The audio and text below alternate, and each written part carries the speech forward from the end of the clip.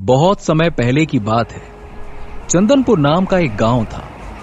इस गांव में ज्यादातर लोग लकड़हारे हुआ करते थे, लेकिन वक्त आगे बढ़ा और देखते ही देखते गांव में लकड़हारों की तादाद कम होती गई।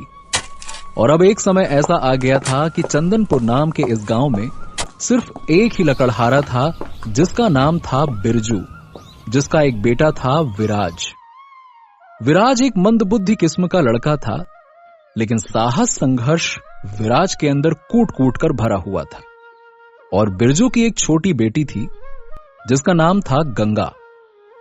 बिरजू के पास एक घोड़ा था, जिसे बचपन से ही उसने अपने बच्चों की तरह पाला हुआ था, और उस घोड़े का नाम था तेजस।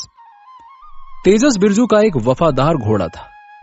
दोनों के बीच प्यार बहुत गहरा था। अब एक दिन शाम का वक्त था। बिरजू जंगल से अपने घोड़े पर लकड़ियां लादकर घर की ओर आ रहा था। अरे ओ तेजस, मेरे प्यारे बेटे, जल्दी जल्दी चलना। देख तो शाम होने को आई है। रात होने से पहले घर पहुंचना है। तुझे भूख भी लगी होगी। हा, मेरा बेटा थक गया होगा। घर जाकर मुझे खाना भी तो खिलाना है। चलो बेटा, तेज कदमों से भागो, चलो। कि तभी तेजस आवाज करते हुए तेज तेज कदमों से घर की ओर जाने लगा। घर जाकर बिरजू ने सारी लकड़ियां उसकी पीठ से उतारी कि तभी उसके दरवाजे पर गांव का जमींदार पहुंच गया और गुस्से में आग बबूला होकर कहने लगा, अरे ओ बिरजू, तू मेरे पैसे कब देगा? अरे उधारी तो तुमने अपने सर पे चढ़ा ली, लेकिन देने को तेरी हाड़ हंस रही है। अरे जरा शर्म तो कर ले। मैं आपके पैसे लौटा दूंगा जमींदार साहब, बस मुझे थोड़ा सा समय दे दीजिए, बस थोड़ा सा समय। समय? अरे कितना समय दूं तुझे? तेरी बीवी को मरे 1 साल हो गया। वो 5 लाख जो तूने इलाज के लिए लिए थे, उनसे ना तो तेरी बीवी बच सकी और ना ही मेरे पैसे। समय चाहिए। साहब, आप बात को समझिए। मेरे पास तो मेरी जमीन भी नहीं है जो मैं बेचकर आपको पैसे दे सकूं। ठीक है, तो कान खोल के मेरी बात सुन। जब तक तू मेरे पैसे नहीं लौटाएगा, तेरा बेटा मेरे घर में नौकर बनकर मेरी गुलामी करेगा जिंदगी भर। पैसे देना और अपने बेटे को ले जाना। कहाँ है वो मनहूस? बुला ला उसको। इतना कहकर गुस्से में जमींदार घर के अंदर घुसा, जहां विराज अपनी बहन गंगा के साथ बैठा हुआ था। जमींदार ने विराज के हाथों को पकड़ा और उसे जबरदस्ती घसीट के अपने साथ ले जाने लगा। बिरजू ने उसे रोकने की बहुत कोशिश करी, उसके पैरों तक में गिर गया, लेकिन जमींदार ने उसकी एक नहीं सुनी और विराज को अपने घर का नौकर बनाने के लिए ले गया। उस पल बिरजू खुद को बहुत लाचार समझ रहा था और वहीं जमीन में बैठा घुटने टेक कर फूट फूट कर रो रहा था कि तभी उसकी छोटी बेटी गंगा उसके पास आई।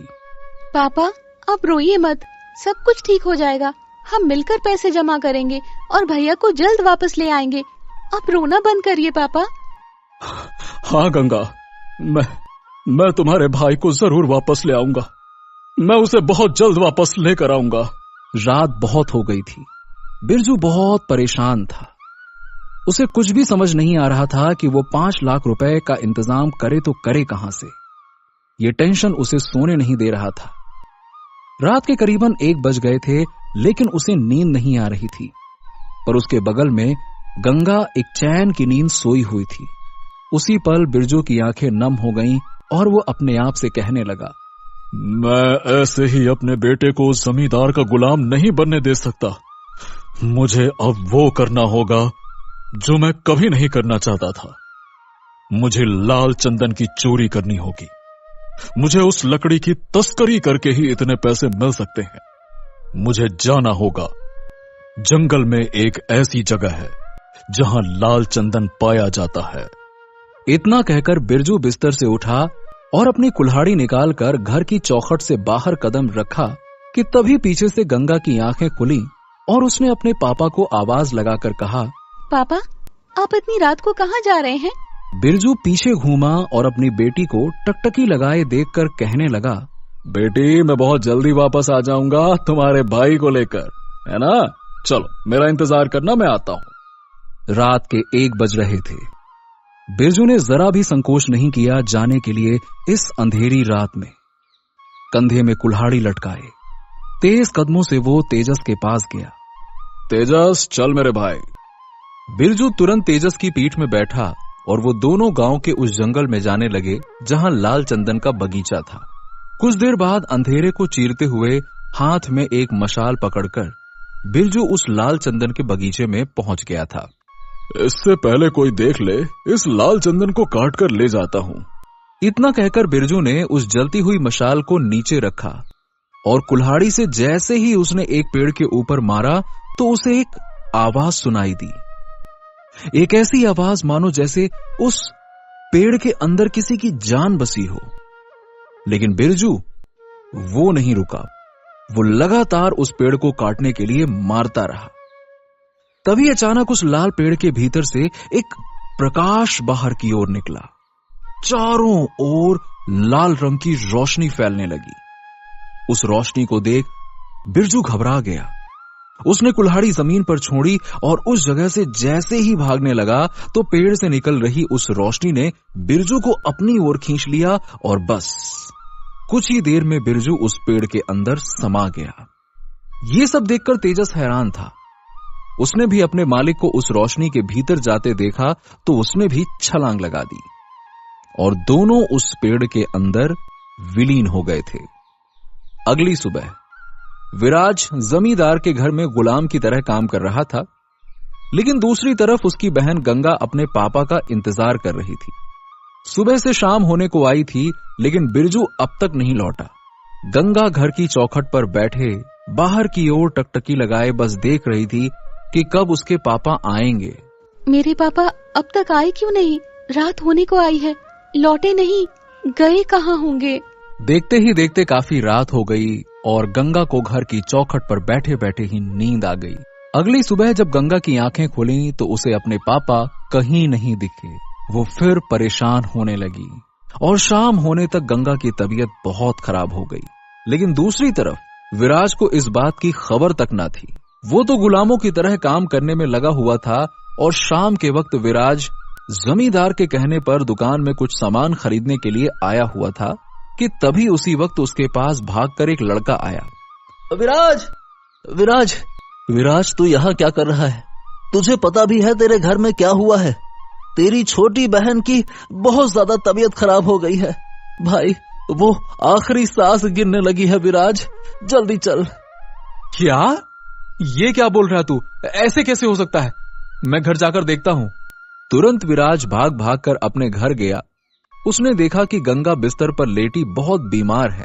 गंगा, क्या हुआ? गंगा, उठो मेरी बहन, क्या हो गया तुम्हें? अपने भाई की आवाज सुनकर गंगा बिस्तर से थोड़ी उठी और एक हल्की आवाज में कहने लगी, भैया, भैया, पापा जंगल गए थे रात में और तब से वापस नहीं आए। क्या? ये कैसे हो सकता है? इतना कहते ही गंगा की सांसें तेजी से चलने लगीं। उसकी हालत और ज्यादा बिगड़ने लगी, जिसे देख विराज घबरा रहा था। उसे कुछ समझ में नहीं आया कि अब आगे क्या करना चाहिए। वो रोते हुए अपनी बहन के हाथों को मलने लगा कि तभी उसकी चौखट पर एक साधु महाराज भिक्षा मांगने के लिए आए। भिक्षाम देहि, भिक्षाम देहि। विराज तुरंत उठा और भागकर अपने घर की चौखट पर गया। मुझे माफ करिए महाराज जी, मेरे पास आपको देने के लिए कुछ भी नहीं है। साधु को चौखट से खाली हाथ भेजेगा बच्चा, अनर्थ होगा, अनर्थ। इतना सुनते ही विराज के आंखों से आंसू निकलने लगते हैं और वो घुटने टेक कर रोने लगता है। क्या हुआ बच्चा, रो क्यों रहे हो? महाराज, मेरी बहन अंदर आखिरी सांस गिन रही है। 4 दिन से मेरे पापा घर नहीं लौटे हैं। मैं क्या करूं, मेरी कुछ समझ नहीं आ रहा। इतना सुनते ही साधु महाराज गंगा के पास गए, उनके पीछे विराज भी। इस बच्ची की तबीयत तो बहुत खराब है।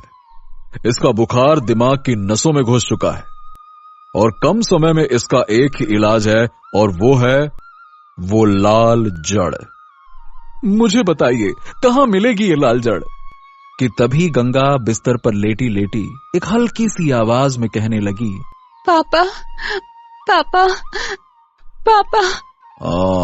तुम्हारे पापा उस रहस्यमयी लाल चंदन के बगीचे में गए थे। मैं अपनी इंद्रियों से देख पा रहा हूं, वो एक ऐसी दुनिया में भटक रहे हैं जहां से बाहर निकल पाने का रास्ता उन्हें नजर ही नहीं आ रहा, और उस दुनिया से बिना ट्रैंकुल पत्थर के बाहर नहीं आया जा सकता। और तुम्हारे पापा के पास बहुत कम समय है, उनकी जान को उस जगह पर खतरा है। ये कौन सी जगह है और ये पत्थर और कौन सा दरवाजा? सेरेनिटी ग्रोव, एक ऐसा जंगल जहां तुम्हें वो लाल पौधे की जड़ और वो लाल जादुई पत्थर मिलेगा। इस जंगल तक पहुंचूंगा कैसे? मैं तुम्हें भेजूंगा। सावधानी पूर्वक जाना विराज, ये सफर बहुत खतरनाक होगा।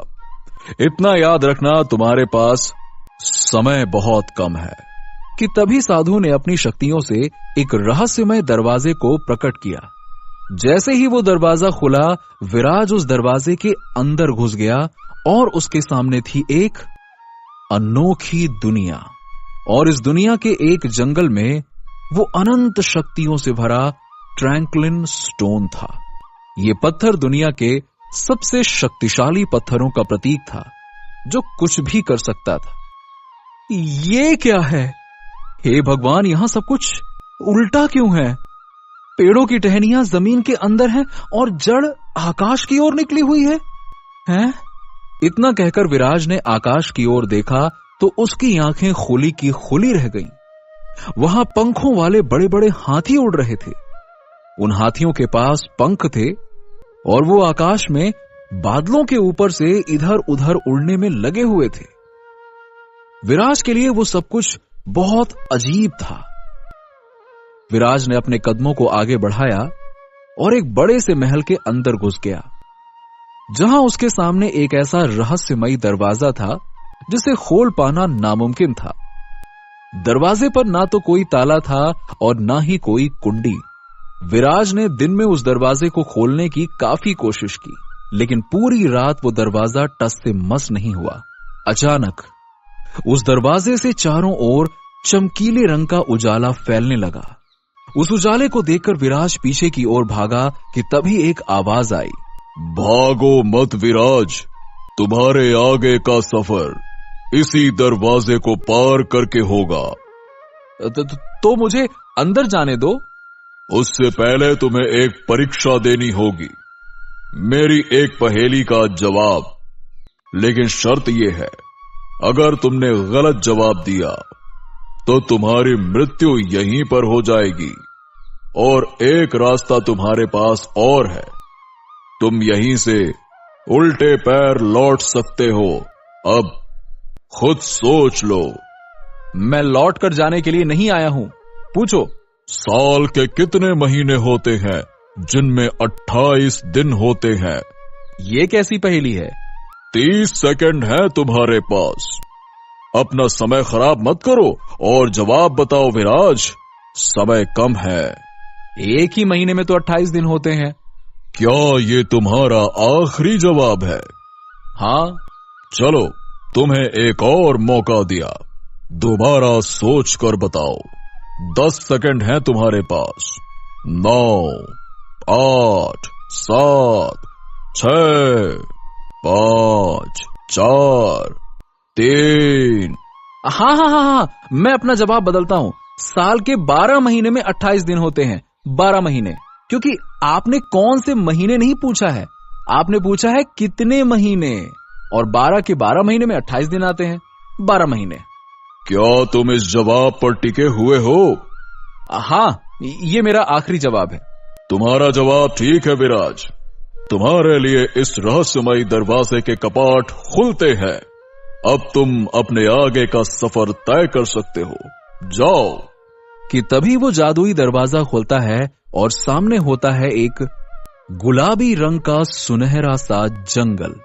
जैसे ही विराज दरवाजे के अंदर अपना कदम रखता है, उसके पीछे वो दरवाजा पूरा गायब हो जाता है और चारों तरफ उसे सिर्फ गुलाब का रंग वो सुंदर सा जंगल दिखाई देता है। वाह कमाल, इससे सुंदर जगह तो मैंने आज तक नहीं देखी। इतना कहकर विराज आगे की ओर बढ़ा और उसे अपने सामने एक गुलाबी रंग की नदी बहती हुई नजर आई। ओफो, अब यहां से आगे का रास्ता कैसे होगा? ये गुलाबी नदी, उस पत्थर तक पहुंचने के लिए मुझे अब क्या करना होगा? इस नदी को पार करके जाना है, क्या करूं? जैसे ही विराज उस नदी के किनारे गया और उसने अपना एक पैर नदी के ऊपर डाला तो उसे एहसास हुआ कि वो नदी नहीं बल्कि एक गुलाबी सतह है जो बहुत ही मजबूत है। वो बहता हुआ गुलाबी पानी सिर्फ आंखों का एक छलावा था और वो कोई गुलाबी नदी नहीं बल्कि एक गुलाबी जमीन थी जो एक ठोस सतह है। ओ, मतलब ये धोखा था। बाप रे, इस जगह पर किसी भी चीज पर भरोसा नहीं किया जा सकता। ये देखने में तो नदी थी लेकिन असल में ये कोई नदी है ही नहीं। वाह, विराज ने जैसे ही उस नदी को पार किया तो उसके सामने एक बहुत बड़ा सांप था जो इंसानी भाषा बोल सकता था। मुझे आगे की ओर जाने दो। ऐसे कैसे जाने दूं? सालों से भूखा हूं। किसी इंसानी शरीर को नहीं देखा। अब तो मेरी भूख तू शांत करेगा। इतना कहते ही उस सांप ने विराज के ऊपर झपट्टा मार दिया, लेकिन विराज वहां से जंगल के अंदर की ओर भागने लगा। लेकिन तभी उस शक्तिशाली अजगर ने विराज को पकड़ लिया। छोड़ो मुझे, छोड़ो मुझे जाने दो, छोड़ो। पूरा निगल जाऊंगा।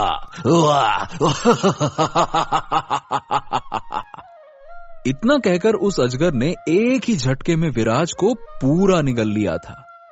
अब विराज उस अजगर के पेट के अंदर घुस चुका था, लेकिन उसकी मौत नहीं हुई थी। विराज को निगलने के बाद वो अजगर पेड़ से लिपटने की कोशिश कर रहा था कि तभी अंदर से विराज ने अपनी कमर से एक चाकू निकाला और अजगर के पेट में अंदर की ओर से ही दनादन वार करने लगा। वार करते करते उस अजगर का पेट फट गया, जिसके बाद विराज उस अजगर के पेट से बाहर निकल आया। लेकिन अंदर के जहर से उसको बाहर आकर चक्कर आने लगे। उसका पूरा सर घूमने लगा, लेकिन वो जैसे तैसे लड़खड़ाते हुए आगे की ओर बढ़ने लगा कि तभी उसका पैर एक छोटी बेल से लगा और वो इस जंगल की एक खाई में गिरने लगा। और जैसे ही वो खाई में नीचे पहुंचा, उसे कुछ भी नहीं हुआ और वो पूरी तरह से ठीक था और जंगल में एक दूसरी ओर पहुंच गया, जहां चारों ओर इंद्रधनुष फैले हुए थे। इंद्रधनुष ही इंद्रधनुष।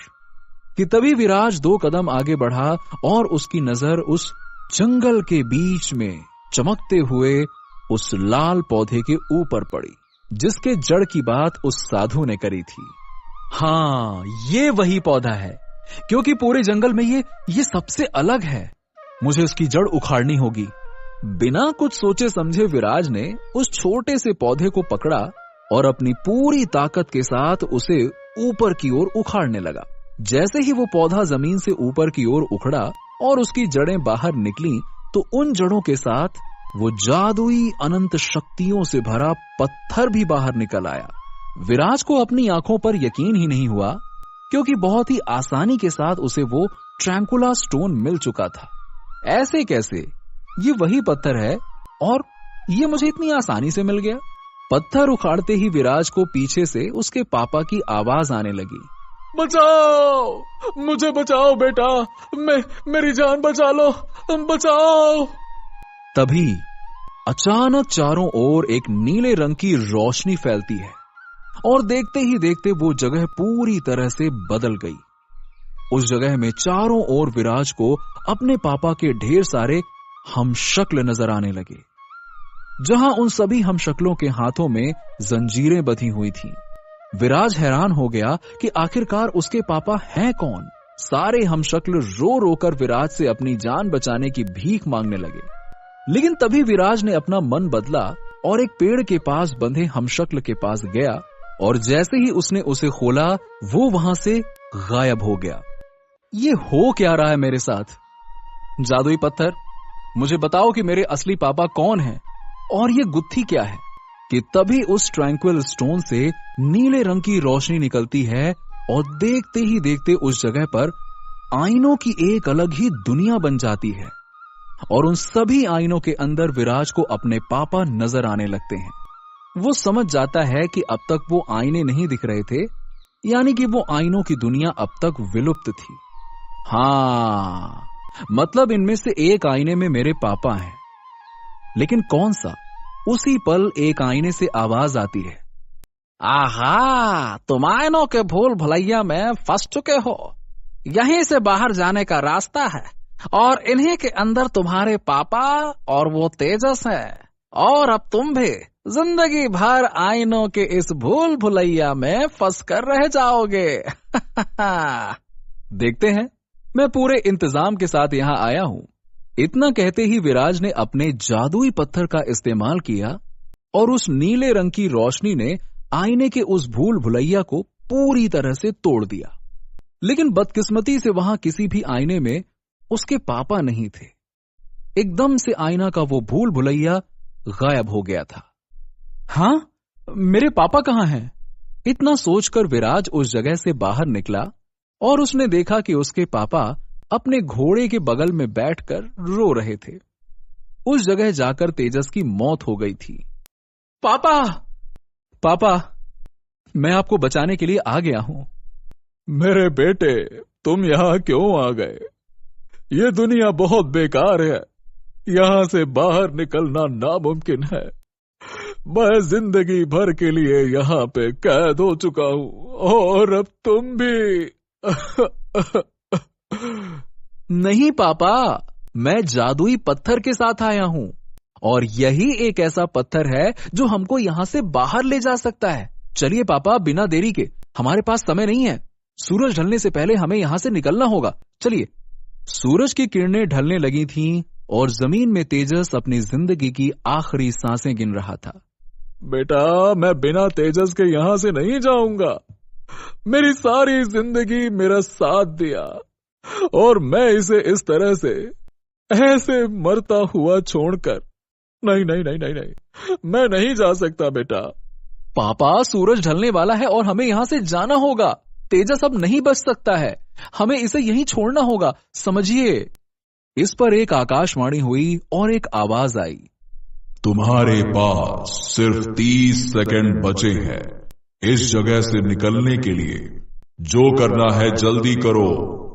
समय बहुत कम था कि तभी विराज ने अपने पापा का हाथ पकड़ा और बोला, चलो पापा, चलो, हमारे पास टाइम नहीं है, जल्दी करो। पर मेरा तेजस। कुछ ही पल बचे थे और सूरज की किरणें ढलने वाली थीं और बिरजू बिना तेजस के वहां से जाने को तैयार ही नहीं था कि तभी उस पत्थर से आवाज आई, तुम्हारे पास एक रास्ता है। मेरी जान तुम इस घोड़े में डाल सकते हो, लेकिन उसके बाद तुम मेरी शक्तियों का प्रयोग नहीं कर पाओगे। समय बहुत कम बचा था, लेकिन विराज को यह बहुत बड़ा निर्णय लेना था। उसके पापा की आंखें अपने घोड़े के ऊपर टिकी हुई थीं कि तभी उसी पल विराज ने अपनी आंखों को बंद किया और एक निर्णय लेते हुए कहा, हां, मुझे मंजूर है। कि तभी वो जादुई पत्थर विराज के हाथों से उड़कर सीधा तेजस के माथे से जा चिपकता है और देखते ही देखते तेजस पूरी तरह से ठीक हो गया। बेटा, मेरी वजह से हम यहां फंस गए। अब हम यहां से कभी बाहर नहीं जा सकते। एक आखिरी उम्मीद थी, वो भी खत्म।